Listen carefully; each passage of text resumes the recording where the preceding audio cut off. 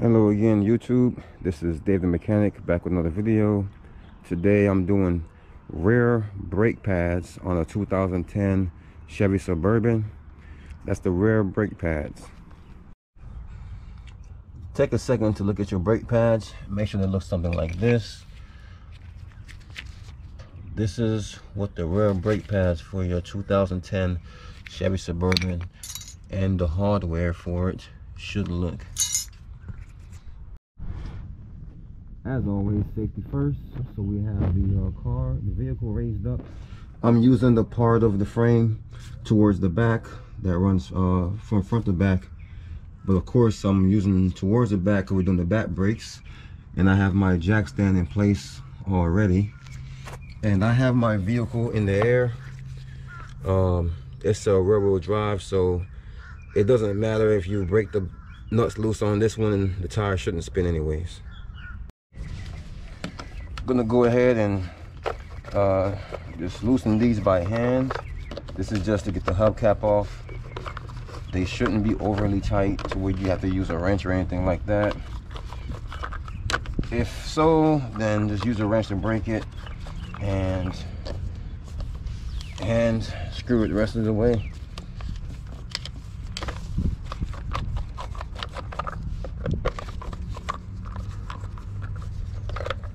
Once they're all free, it should come off just like that. We use the same 22mm socket to get the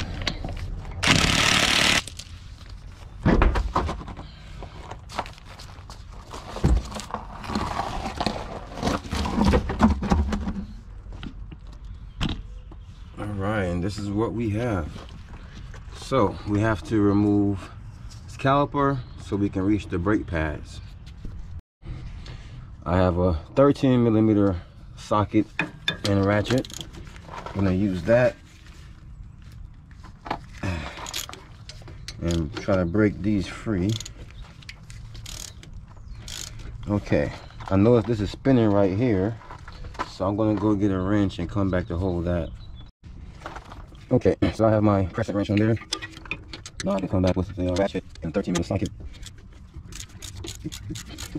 Get that off.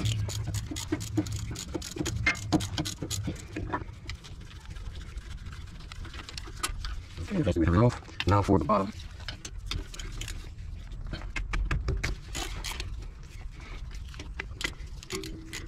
The bottom's coming off without having to use the crescent wrench, so that's great there.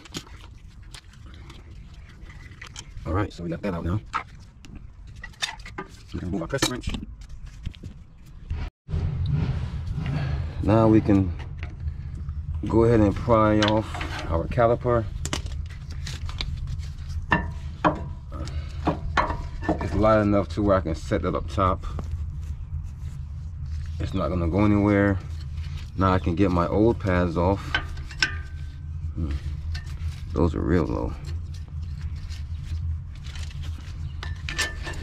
Alright, so I can see his inside pads were grinding.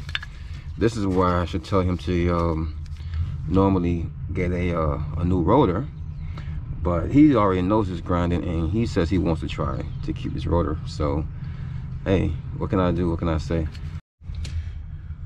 Now that I have them matched up, have the inboard and the outboard, I can remove the old ones, and these are the pads I'll be going back with. Now we're going to press our calipers back in, so make sure to remove the top from your brake reservoir. Alright, so this is my setup. I have my old brake pad in between and my C-clamp, and now I can start to press the caliper back in. Now what's happening when I press this back in is the fluid from the brake lines go back up into the brake fluid reservoir, and the fluid rises. And if you topped off your fluid thinking it was low, then it's going to leak through the gasket on your cap, or even pop the cap off halfway or all the way. That's the importance of removing your cap before pressing this caliper back in. Now that I have my piston back in, I'm going to use this chance to replace my old hardware.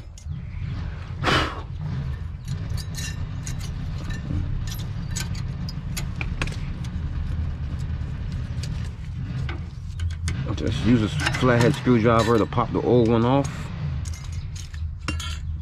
and just use your hands to pop the new one in.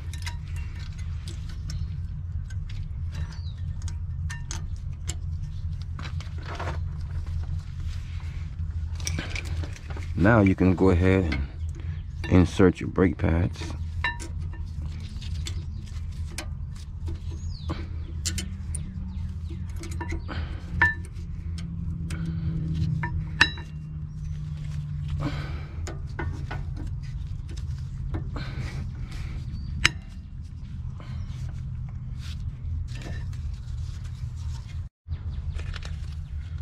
Now comes the part where I apply the grease. Some people apply it to the back of the pads. I apply it to the caliper itself. There's two parts on this caliper that comes in contact with the back of the pads. And of course, you have the piston itself that comes in contact with the other pad. So I'm going to put the grease directly on these contact points, and that should quiet any noise, any potential noise that we may have from installing these pads. All right, now we can go ahead and actually install the pads or install the caliper.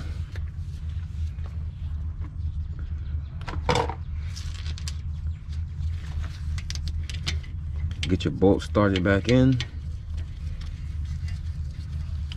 top and bottom. May need to hold it with the wrench again, we'll see.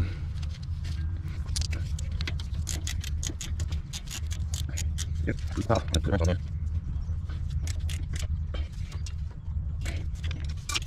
That's fine. Didn't brush up on that side, we'll see what happens this time.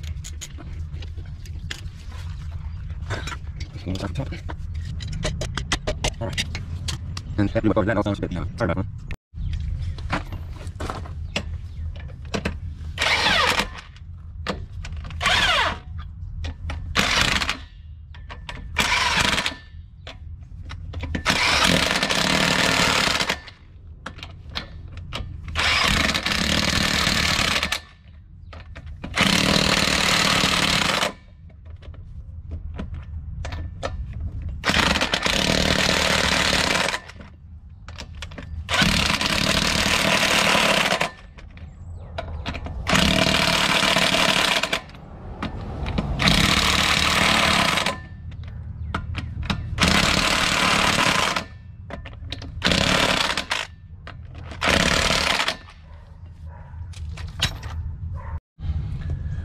Alright, as far as torque specs, I know how much torque that my impact puts out, but if you want to look up the torque specs for your car, all you have to do is go to Google, type in your year, make, and model, and torque specs, and look for the factory torque specs and torque settings so you can know exactly where you want it to be if you're a stickler for that.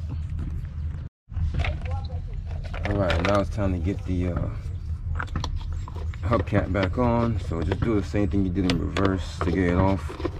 Hand screw it on, hand tighten it.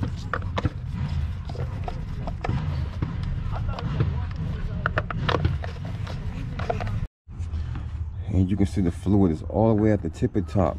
If I didn't take this cover off, by the time I did the opposite side, it would have definitely blew through something. So that's why it's important to get that off. Thanks again for watching another of my videos, YouTube. Now you should know how to do the back brakes on a 2010 Chevy Tahoe. If you like this video, like, subscribe, leave a comment. If anything I missed, let me know. If anything that I could have done better, let me know as well. Again, thanks for watching. Dave the Mechanic, I'm out.